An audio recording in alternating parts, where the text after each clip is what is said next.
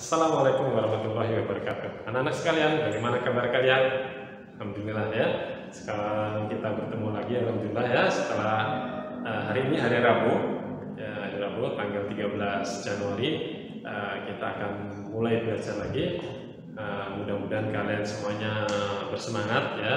Silakan dilihat lagi Google Classroom-nya atau mungkin video di YouTube-nya tentang pelajaran-pelajaran kemarin ya. Anak-anak sekalian, hari Rabu materi kita adalah pelajaran kita adalah pelajaran tema, dan Ustadz akan menggunakan buku tema ini ya, 6F atau buku kelas 6 tema yang ke-6 ya. F itu 6 ya. Semester 1 kita sampai ke tema E, tema sampai yang ke-5. Sekarang kita masuk ke tema yang ke-6. Nah, anak-anak, Ustadz akan membahas buku ini untuk per mata pelajaran. Jadi Ustadz akan ambil dari buku kalian ini, mata pelajarannya hari ini adalah PKN. Ustadz akan rangkum satu buku ini, mata pelajaran PKN-nya akan Ustadz sampaikan pada hari ini ya. Makanya kalian siapkan buku ini untuk belajar hari ini ya, untuk PKN, mata pelajaran PKN hari ini. Nah, kemudian yang akan kita bahas adalah pada halaman PKN itu ada pada halaman 2 sampai 3, halaman 15 sampai halaman 15, kemudian ada halaman 35 sampai halaman 36, kemudian ada halaman 46 tentang hak-hak warga negara, kemudian ada juga halaman 57 sampai halaman 58, kemudian halaman 73, halaman 82, dan sampai halaman 84. Nah, itu halaman-halaman yang ada pada buku Menuju Masyarakat Sehat tema yang ke-6 ya. Kalian saksikan video ini sambil kalian buka halaman-halaman tadi. Insya Allah nanti jadi belajar kalian adalah terpandu oleh buku ini. Siap anak-anak ya? Mari kita lihat pokok bahasan yang pertama yang akan dibahas tentang adalah tentang hak dan kewajiban kita sebagai warga negara. Perhatikan baik-baik. Siapkan bukunya, kemudian kalian konsentrasi anak-anak ya. Silahkan lihat video berikut ini. Baik anak-anak, materi dari buku 6F atau tema 6 yang akan kita pelajari pada kesempatan hari ini adalah tentang muatan pelajaran PPKN, dimana kalau kita buka buku 6F, mata pelajaran PPKN-nya akan mencakup materi tentang hak dan kewajiban.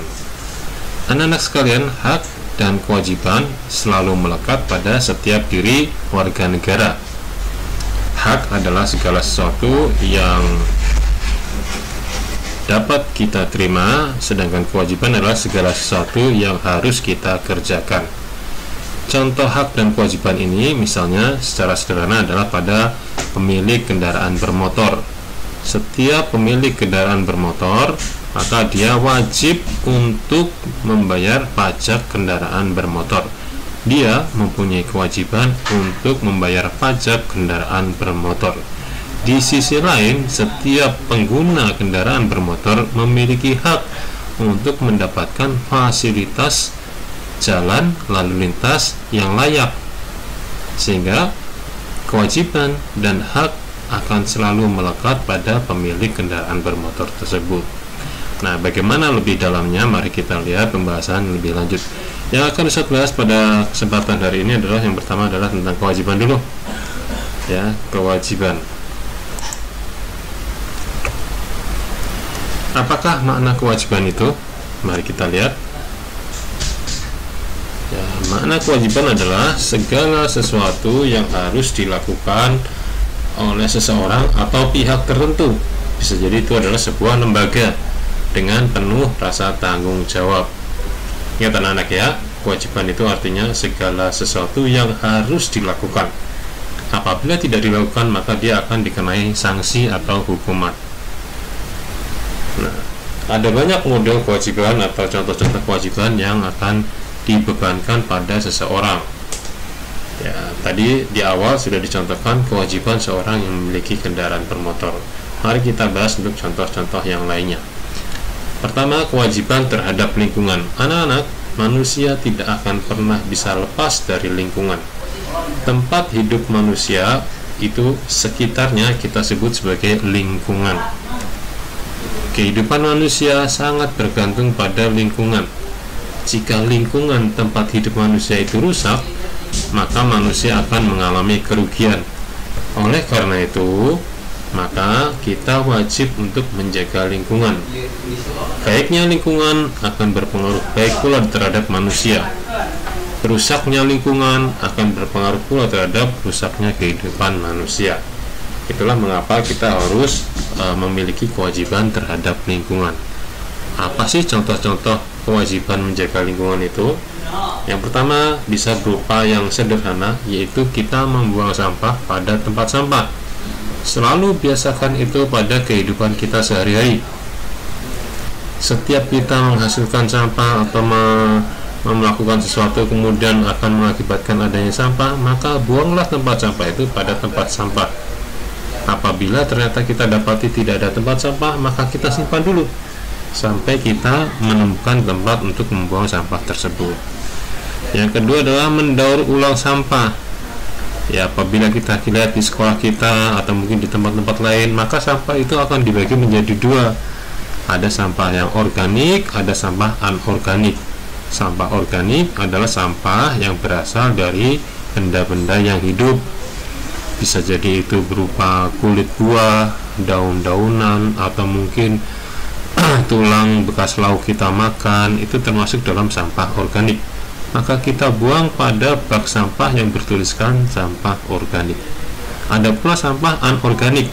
Contohnya misalnya adalah plastik. Ya, plastik adalah sampah anorganik, berasal benda tadi tidak hidup. Ya, plastik ini sulit sekali untuk terurai.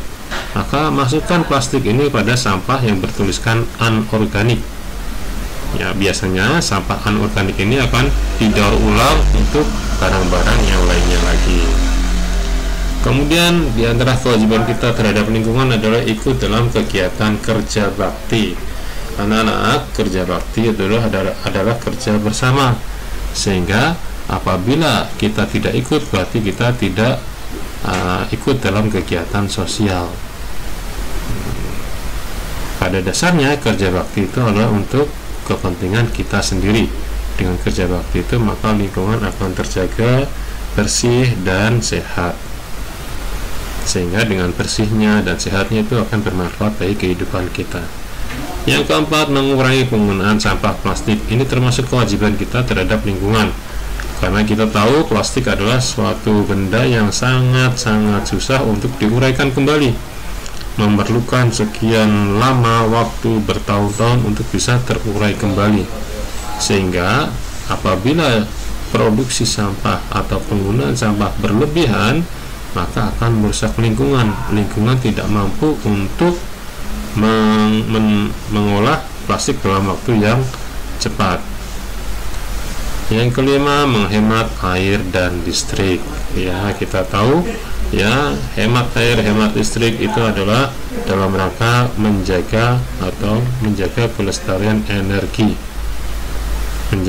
Kita tahu menghemat air dan listrik adalah dalam rangka kita menjaga sumber daya alam negeri kita. Yang keenam, terakhir, mengadakan penghijauan dan apotek hidup. Penghijauan adalah penanaman hutan kembali supaya kemudian jumlah tanaman yang ada di hutan itu kembali normal, dan apotek hidup adalah menanam tanaman obat di sekitar kita. Nah, demikian anak-anak ya, kewajiban kita terhadap lingkungan kita. Sebuah contoh yang lain anak-anak, yaitu kewajiban lingkungan rumah dan sekolah. Kewajiban kita di lingkungan rumah dan sekolah. Mari kita lihat satu demi satu. Di rumah, perhatikan anak-anak, ini adalah kewajiban kita di rumah.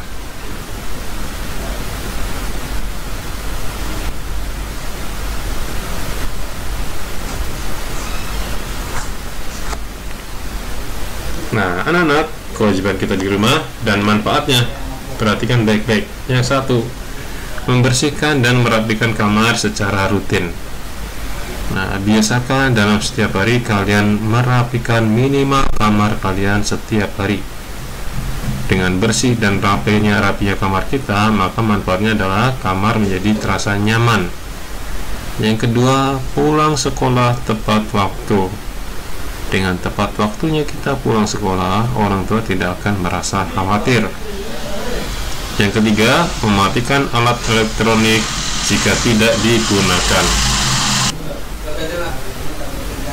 Contohnya, apabila hari sudah terang, maka kita matikan lampu-lampu yang masih menyala. Atau pada saat kita menonton televisi, jangan sampai kita menonton sampai ketiduran. Dengan mematikan alat elektronik atau mungkin alat-alat listrik yang sudah tidak digunakan, berarti kita akan melaksanakan penghematan energi. Manfaat yang dapat kita rasakan secara langsung adalah tagihan listrik akan lebih hemat. Selanjutnya anak, masih tentang kewajiban lingkungan rumah dan sekolah. Kita akan lihat kewajiban kita di sekolah. Perhatikan baik-baik.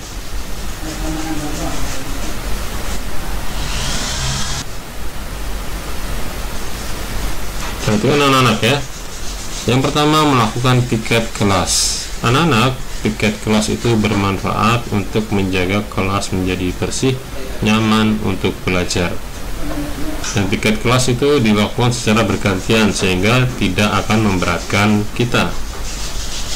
Yang kedua, datang sekolah tepat waktu. Di antara manfaatnya adalah kita tidak tertinggal pelajaran yang akan disampaikan di kelas. Yang ketiga, menjaga ketertiban waktu belajar. Dengan menjaga ketertiban waktu belajar, maka suasana belajar menjadi lebih nyaman. Pelajaran dapat berlangsung dengan baik. Itulah anak-anak di antara contoh-contoh kewajiban kita sebagai warga negara, atau mungkin kewajiban kita di lingkungan rumah dan kewajiban kita di lingkungan sekolah. Nah, anak-anak, masih banyak lagi contoh kewajiban-kewajiban yang ada di sekitar kita. Kalian silahkan baca buku tema 6F kalian ya, cari pelajaran-pelajaran materi PKN. Di situ ada kewajiban-kewajiban yang dicontohkan dalam buku tersebut. Di akhir video nanti ada penjelasan mengenai halaman-halaman yang sedang kita bahas yang berkaitan dengan kewajiban-kewajiban ini. Nah, selanjutnya mari kita bahas tentang hak. Ya, sebagai awal kita harus tahu definisi dari hak itu. Hak adalah segala sesuatu yang seharusnya diterima dan dimiliki oleh seseorang atau individu. Ya, segala sesuatu yang seharusnya diterima dan dimiliki oleh seseorang atau individu. Ya, jadi sebagai seorang anak, dia berhak untuk mendapatkan perlindungan dari orang tuanya. Artinya, anak itu harus menerima perlindungan dan rasa aman, di mana perlindungan dan rasa aman itu harus diberikan oleh orang tuanya pada anak tersebut. Anak-anak, ada beberapa contoh hak warga negara yang tertuang dalam Undang-Undang Dasar 1945. Silahkan kalian baca baik-baik. Di antaranya adalah pasal 27 ini. Silahkan dibaca.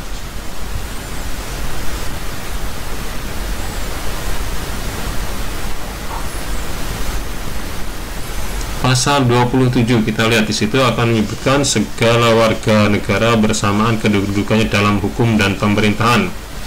Nah, di sini artinya kedudukan setiap warga negara di dalam hukum adalah sama. Apabila ada seorang warga negara melakukan pelanggaran hukum dan dia dari suku, agama, ras apapun, maka hukumannya adalah sama. Ya, tidak membeda-bedakan kondisi warga negara tersebut. Yang kedua, setiap warga negara berhak atas pekerjaan dan penghidupan yang layak bagi kemanusiaan. Itu artinya setiap warga negara dia boleh bekerja apa saja selama tidak melanggar peraturan untuk penghidupannya. Yang ketiga, setiap warga negara berhak dan wajib ikut serta dalam upaya pembelaan negara. Apabila negara dalam kondisi genting berbahaya, maka setiap warga negara berhak untuk membela negaranya. Itu adalah hak-hak yang terdapat pada pasal 27. Selain itu, pada pasal 28 juga ada beberapa hak warga negara yang tertuang dalam pasal tersebut. Silahkan kalian baca baik-baik.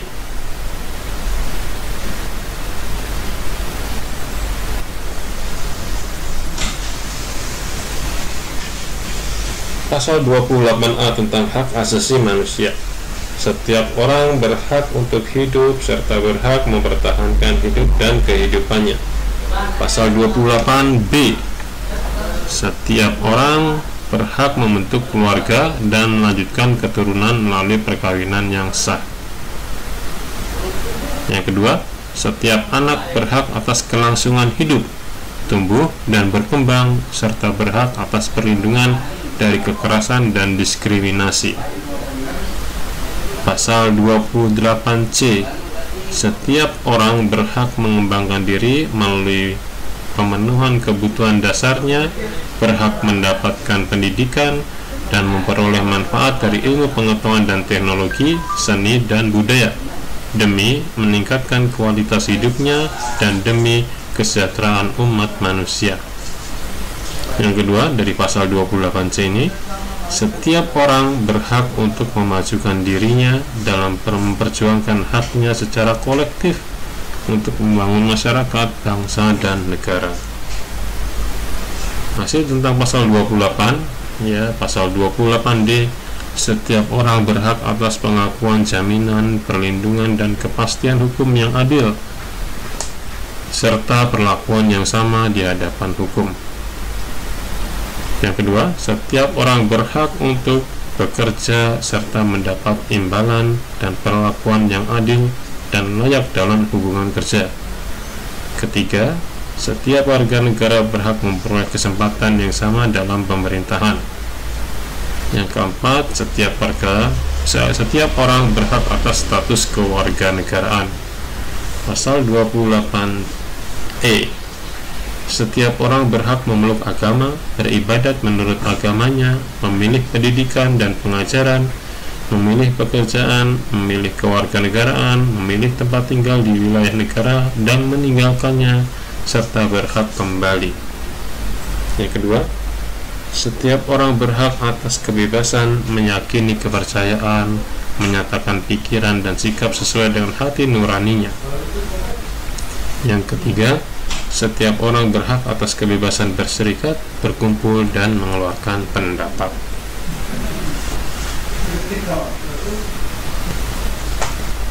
Demikian anak-anak beberapa contoh hak-hak warga negara dalam Undang-Undang 1945, Undang-Undang Dasar 1945.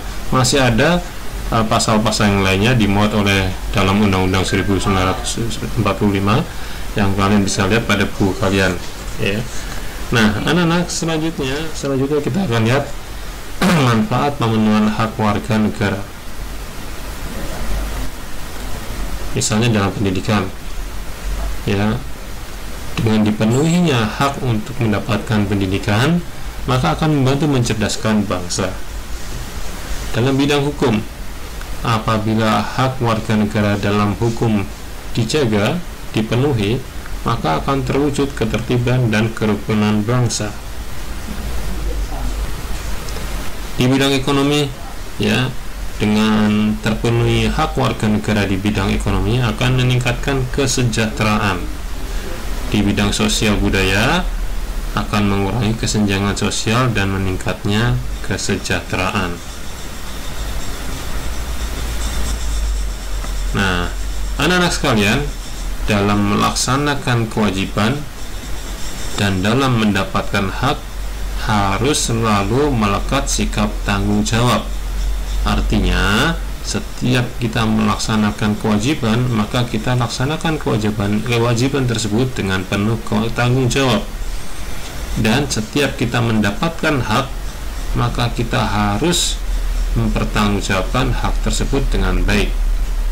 Apakah tanggung jawab itu? Tanggung jawab adalah kesadaran manusia mengenai perbuatannya, baik disengaja maupun tidak disengaja.